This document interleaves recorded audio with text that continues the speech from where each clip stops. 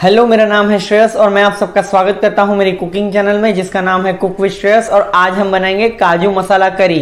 काजू मसाला करी all time favourite dish है और हर रेस्टोरेंट के मेन्यू में आपको मिल जाएगी। इसमें पड़ने वाले काजू की रिचनेस और टमाटो की टेंगीनेस अपने आप में ही एक बेहतरीन फ्लेवर कॉम्बिनेशन है और इसीलिए ये डिश एक अरसे से हिट भी रही है और इसे घर पे बनाना उतना ही आसान है। तो इस वीडियो में मैं आपको काजू मसाला करी बनाने की एकदम अलग लेकिन आसान रेसिपी देने वाला हूं जिससे आपकी काजू मसाला करी एकदम रिच एंड फ्लेवरफुल बनेगी। तो प्लीज इस वीडियो को एंड तक देखिएगा और अगर आपने मेरे चैनल को सब्सक्राइब नहीं किया है तो प्लीज सब्सक्राइब कीजिए and hit the bell icon. तो काजू करी बनाने के लिए सबसे पहले हम काजू की ग्रेवी बनाएंगे। उसके लिए मैं एक पैन गरम करूंगा और उसमें डालूंगा 2 टेबलस्पून जितना घी। जैसे ही घी गरम होता है इसमें जाएगा आधा कप जितना काजू। अब यहाँ से हमें काजू को अच्छे से भूनना है, हमें इसे अच्छे से रोस्ट करना है। उसके ऊपर एक ब्राउन रंग आ जाए उतना हमें उसको रोस्ट करना है। हम उसको हिलाते जाएंगे, 5 से 6 मिनट तक हम उसको रोस्ट करेंगे। तब तक इसके ऊपर एक अच्छा सा गहरा ब्राउन रंग आ जाएगा। जैसे ही काजू ब्राउन हो जाए हमें उसे और नहीं पकाना है वरना काजू जल जाएंगे और उसका फ्लेवर एकदम कड़वा हो जाएगा।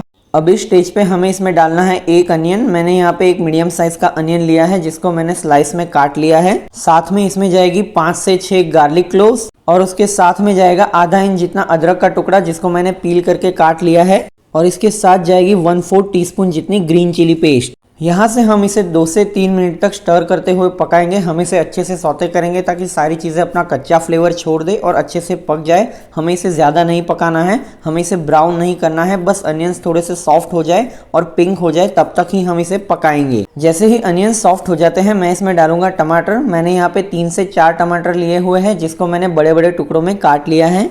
टमाटर को भी हम अच्छे से 3 से 5 मिनट तक सौते करेंगे। हमें टमाटर को तब तक पकाना है जब तक टमाटर अच्छे से सॉफ्ट ना हो जाए, वो हल्के से पक ना जाए। जैसे ही टमाटर पक जाते हैं मैं इसमें डालूंगा आधा टीस्पून जितनी कश्मीरी चिली पाउडर जो इसको बढ़िया सा रंग देगी। चिली पाउडर डालने के बाद हमें इसको फिर से स्टर करना है। हम चिली पाउडर को आधा मिनट तक पकाएंगे। अब इस स्टेज पे हम इसमें डालेंगे पानी। मैं यहाँ पे करीबन 2 कप जितना पानी ले रहा हूँ। पानी डालने के बाद हमें इसे एक बढ़िया सा स्टर देना है और इसे पकने के लिए करीबन 8 से 10 मिनट तक छोड़ देना है। इससे काजू, टमाटर और बाकी सारे मसालों का फ्लेवर एक साथ आ जाएगा और काजू भी पीसने लायक सॉफ्ट हो जाएंगे। करीबन 10 मिनट पकने के बाद टमाटर अच्छे से सॉफ्ट हो चुके हैं। हम इसे गैस से हटा देंगे और अच्छे से ठंडा कर लेंगे। ठंडा हो जाने के बाद हमें इसे ब्लेंड करना है। मेरे पास एक ब्लेंडर जार है, उसमें मैं सारे मिक्सचर को डाल दूंगा। अब मैं जार को बंद कर दूंगा और हम इसे अच्छे से पीस लेंगे। पीसने के बाद हम इसे खोल देंगे। आप देख सकते हो कि हमारी बढ़िया सी ग्रेवी रेडी है। ये कोई नॉर्मल ग्रेवी नहीं है क्योंकि हमने इसमें ढेर सारे काजू डाले हैं। इसमें काजू का रिच फ्लेवर है। हम इसे साइड में कर देंगे और हम इसके आगे की प्रिपरेशन चालू करेंगे। मैंने यहाँ पे एक पैन गरम कर लिया है, उसमें भी मैं डालूंगा 2 टेबलस्पून जितना घी। जैसे ही घी गरम होता है मैं उसमें डालूंगा आधा इंच सिनेमन का टुकड़ा और साथ में डाल दूंगा एक हरी इलायची। इलायची के बाद मैं यहाँ पे डालूंगा काजू। मैं यहाँ पे करीबन 1 कप जितने काजू ले रहा हूँ। यहाँ पे भी हमें काजू को अच्छे से भूनना है। हम इसे 3 से 5 मिनट तक भूनेंगे। इसको अच्छे से लाइट ब्राउन होने तक पकाना है।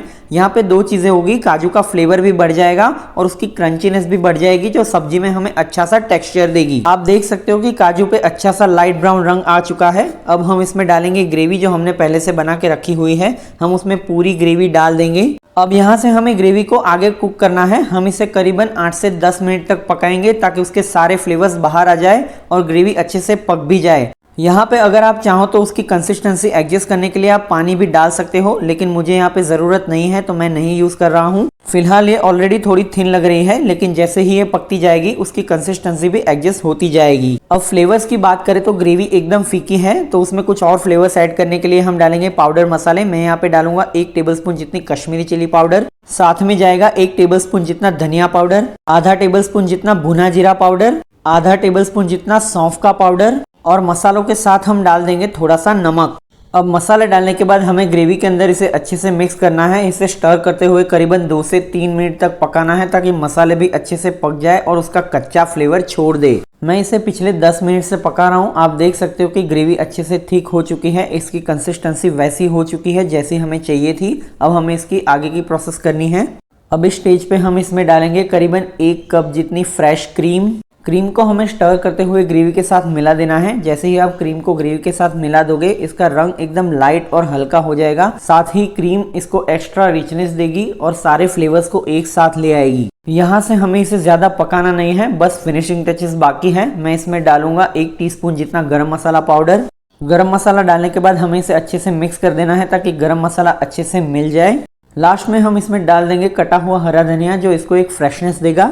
धनिया को भी हम अच्छे से मिक्स कर देंगे, एक नाइस स्टर दे देंगे एंड दैट्स इट। हमारी काजू मसाला करी रेडी है। अब हम इसको सर्व करेंगे। सर्व करने के लिए मेरे पास एक प्लेट है जिसमें मैं हमारी काजू मसाला करी को निकालूंगा। एकदम रिच वेलवेटी ग्रेवी और उसके साथ क्रंची रोस्टेड काजू के टुकड़े, ये एकदम परफेक्ट कॉम्बिनेशन है। आप इसको कभी भी सर्व कर सकते हो। मेरे पास कुछ और भुने हुए काजू के टुकड़े हैं जो मैं इसके ऊपर रख दूंगा। उसके साथ में इसके ऊपर डालूंगा थोड़ी सी क्रीम जो इसको अच्छा सा लुक देगी और साथ में हम इसे पराठा के साथ सर्व करेंगे। आपको ये रेसिपी कैसी लगी है आप नीचे कमेंट करके भी बता सकते हैं। अगर आपको ये वीडियो पसंद आई हो तो इसे लाइक कीजिए, शेयर कीजिए और मेरी चैनल को सब्सक्राइब कीजिए और ऐसी ही वीडियो के लिए बेल आइकन को दबाना ना भूले।